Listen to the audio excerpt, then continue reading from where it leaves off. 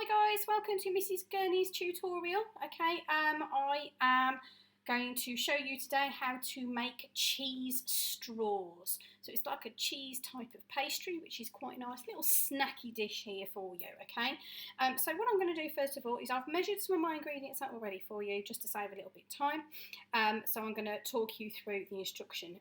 You are going to need a baking tray with a liner, so whether that's greaseproof paper that's been greased, or I've got one of these oven liners that I use on my trays rather than greaseproof paper.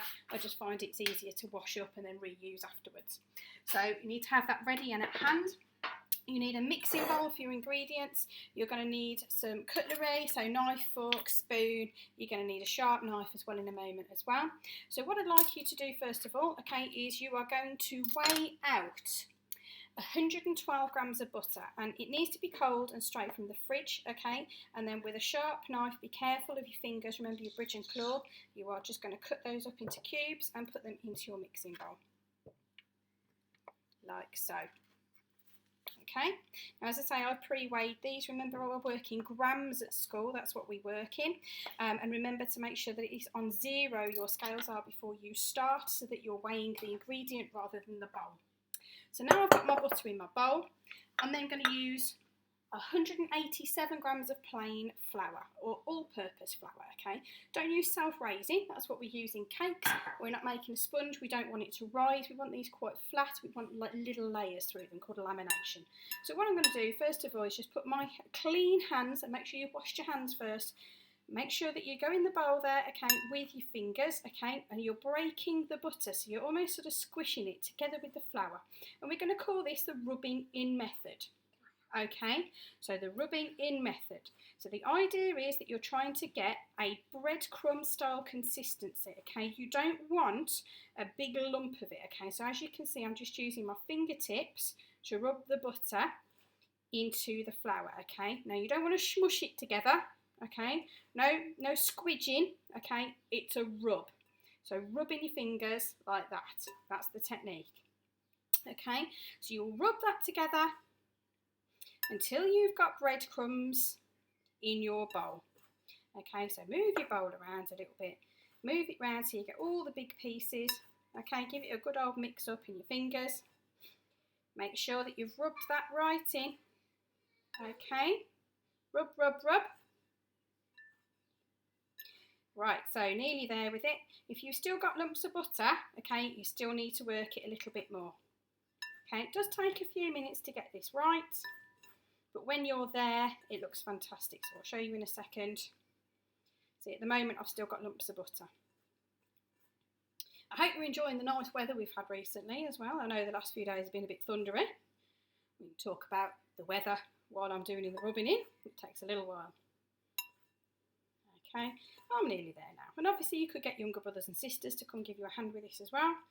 You're using the oven today, guys, so preheat your oven, okay, at 190 degrees C, 375 degrees Fahrenheit, or gas mark 5. And these will need to be in the oven for approximately 10 to 15 minutes.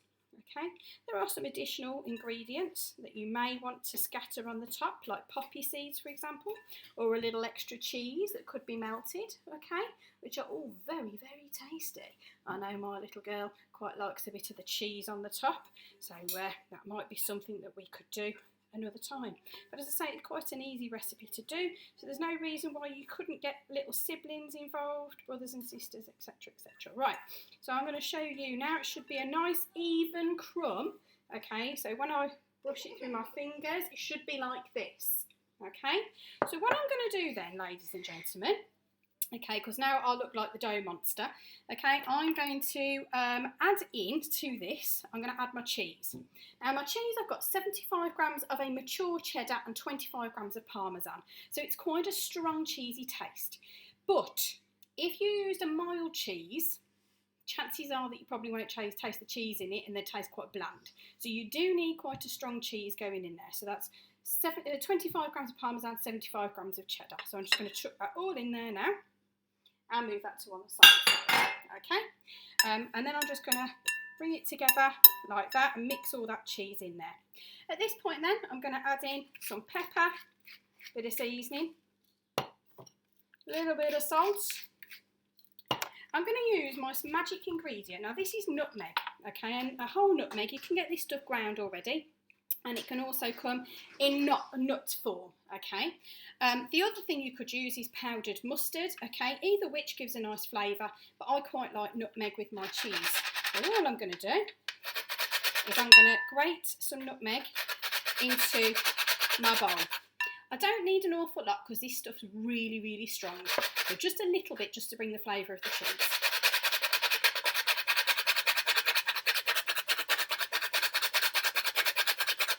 I would probably say that's about it.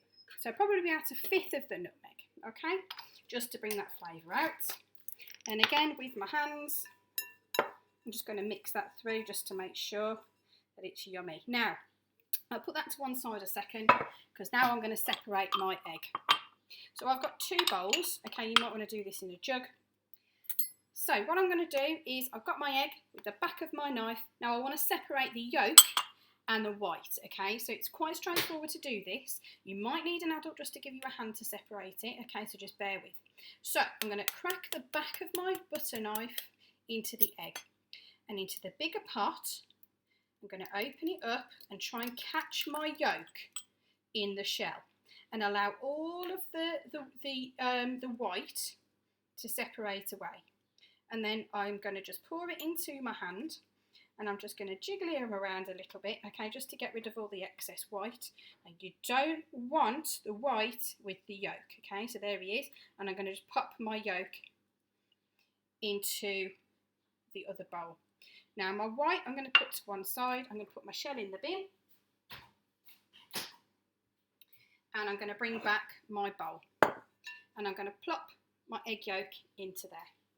Now I'm going to add a little bit of cold water. Now, I don't want an awful lot of cold water. I just want just a few little bits just to bring this together. So I'm going to start off with my spoon just to work that bit of water and the yolk through my mixture, okay, to bind it together, to get it to combine. I'm going to give it a good old mix up. Now, as you can see from mine, it's still a little dry. If I was to put my hand in now and start squishing it together, yeah, it's still a little dry. So I'm going to add just a little bit more cold water, only little bits at a time. If you added all of that in at once, you end up with a big soggy mess, and we don't want a big soggy mess, we want nice cheese straws. So I'm just going to keep mixing that until it comes together a bit like a dough. So I've got some of that mixture on my spoon, and now what I'm going to do, because my hands are all mucky anyway, I'm going to get in there with my fingers and I'm going to give it a good old massage down, okay, and bring it together to form a dough.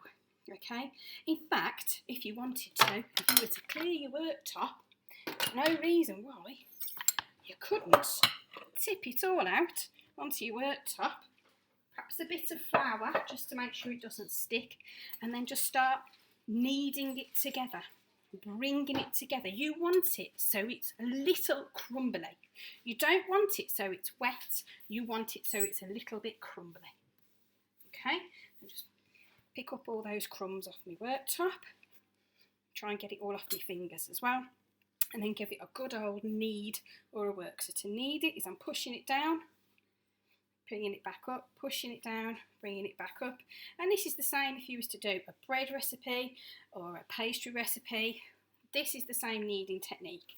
Now, because this is a pastry style recipe, you don't want to knead it too long, otherwise we end up with it being a little bit tough. Okay, so we don't want it too kneaded, but we need it enough to give it a nice mixture consistency. Okay, a nice dough. So you want it kind of shiny, all mixed together, and it holds its form and its structure. So I'm just going to now try and make that into a bit of a ball, give it a pat down, okay? And at this stage then, what I'm going to do is I'm going to get my rolling pin. Now, what you're going to need for this is a little bit of flour, because you don't want it sticking. Now, if you've got a worktop that it's going to stick to, make sure that you flour your worktop as well. I just want a little bit of, oh, sorry guys, a little bit of flour on your rolling pin, and I'm just going to start roll a little and pick it up, okay, and rub a bit of flour underneath there. Roll a little and then roll and pick it up. Now be careful, remember, because it's quite short, okay? It's going to be a little crumbly, so just be careful, keep that flour going underneath. Now, as you can see, I haven't used an awful lot of flour, just a little bit. Okay, and in there I can see my lumps of cheese. Alright, and there's no reason why you can't revert to your hand on this one. Try and keep your edges nice and neat. Cram them in, because you're going to cut some shapes in a second with this. There we go, perfect. Right, so now if you were Mary Berry, you'd get your ruler on this, but I'm not Mary Berry. I like it quite rustic. So what I'm going to do now is with my knife, I'm literally going to cut just down, okay, and cut down and make some nice long shapes like that. Okay, and these could be as long, as wide or as short as you want them. Now, I like them to have a bit of a bite, so I'm going to make them quite wide. So cut down like so. And then all I'm going to do then, I think I'm going to cut these, I'm going to cut them into threes. You could do long straws, you could do shorter ones, it's up to you. Right, so I've cut them now. So what I'm going to do is bring my baking tray into the picture. Hello, baking tray. Now I've not greased my liner because it's already non-stick, but if you're using baking parchment or anything else, you need to make sure that you've greased it, otherwise they're not going to come off. Okay, now these you can see are roughly about just less than 1 centimetre thick. You don't really want them much thicker than that. Okay, this is probably about the maximum thickness that you want to go with them, and then place them on. Now they're not going to rise, they shouldn't spread too much, so you don't need to have them with too much gap between, because they should be okay as they are. The only thing is your cheese is going to spill out, okay, so just be careful of that. Just leave enough gap for that cheese to spill out like that. Now I've got a few more there, I know. I'll come to those in a moment when I've put them in the oven. Now the next thing I've got is a pastry brush. Now let's bring that yolk back, the white back that we used earlier on, that we separated from our egg. Now eggs are great, okay, because not only do they bind, they also rise, and we can also use them for coating tops to make your pastry all shiny. So all I'm going to do is I'm going to just, with a pastry brush, brush the tops of my cheese straws. And then these are nearly ready to go in the oven. Now, this part here is the fun bit. So you could sprinkle cheese on the top of these. You could add poppy seeds, which is what I'm going to add. If you've got seeds or nuts that you wanted to add, if you haven't got any allergy sufferers in your house, then you could add that. If you wanted to put a little more nutmeg grated on the top, or a little cayenne pepper, then that's up to you, okay? So these toppings really are down to your own personal preference. So what I've got is I've got a few poppy seeds here. I'm just going to pop a few into my hand. Okay, a few little poppy seeds, and I'm just going to sprinkle them just over the top, and it gives a nice crunch effect. In fact, I'm just going to go straight for it. There we go. A nice crunch effect to our cheese straws. Okay, and ladies and gentlemen, then it's a case of the oven. So remember, your oven is going to be hot because it's been preheated, so you're going to need an adult just to give you a little bit of help putting them in and getting them out again. Remember to try and use that tea towel, please. Don't touch that hot oven. Ladies and gentlemen, I'm going to put those in for 10 to 15 minutes until golden brown, and then I'm going to bring them out, and then I'm going to eat them, okay? Right, ladies and gentlemen, it's been fantastic seeing you again today. Have a lovely day. Off you go, bye!